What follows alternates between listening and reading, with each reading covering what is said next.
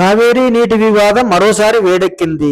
కావేరీ పరివాహక ప్రాంతంలో నీటి విడుదలపై కొంతకాలంగా టెన్షన్ నెలకొన్న విషయం తెలిసిందే. తమిళనాడుకు నీటిని విడుదల చేయడంపై కర్ణాటకలో నిరసనలు తీవ్ర రూపం దాల్చాయి. ముఖ్యంగా మాండ్యాలో రైతులు రోడ్డెక్కారు, హైవేలను దిగ్బంధించారు, ప్రభుత్వ నిర్ణయంపై తీవ్ర ఆగ్రహం వ్యక్తం చేశారు. మరోవైపు తమిళనాడు ప్రభుత్వం సుప్రీంకోర్టును ఆశ్రయించింది.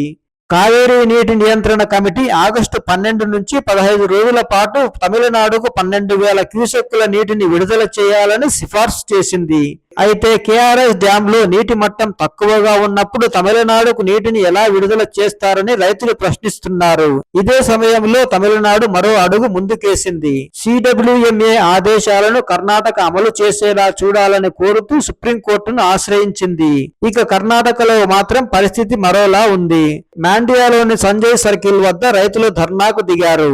వారికి కన్నడ సేన కార్యకర్తలు కూడా మద్దతు ఇచ్చారు. దీంతో పాత బెంగుళూరు మైసూరు జాతీయ రహదారిపై రాకపోకలు ప్రభావితమయ్యాయి. కావేరీ విషయంలో కర్ణాటక ప్రజలంతా ఒక్కటిగా నిలవాలని కన్నడ కార్యకర్త నాగరాజ్ పిలుపునిచ్చారు.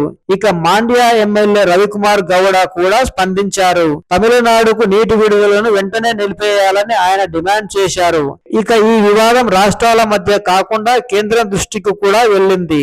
దక్షిణాది రాష్ట్రాల ముఖ్యమంత్రులతో జరిగిన సమావేశంలో కర్ణాటక ముఖ్యమంత్రి డికే శివకుమార్ కావేరీ సమస్యను కేంద్ర హోంమంత్రి అమిత్ షా ముందు ప్రస్తావించినట్లు సమాచారం. అదే సమయంలో కనకపుర సమీపంలోని మేకేదాటు వద్ద కావేరీ నదిపై బ్యాలెన్సింగ్ రిజర్వాయర్ నిర్మించాలని ప్రతిపాదించినట్లు సమాచారం. అయితే కావేరీ నీటి వివాదం అంత సులభంగా పరిష్కారమయ్యే సమస్య కాదు. తమకు కేటాయించిన నీరు అందాలని తమిళనాడు పట్టుబడుతుంది. మరోవైపు తమ రాష్ట్రంలోనే నీటి కొరత ఉందని కర్ణాటక చెబుతోంది. మరి సుప్రీంకోర్టు ఏం చెబుతుందన్న దానిపైనే ఇప్పుడు అందరి దృష్టి ఉంది.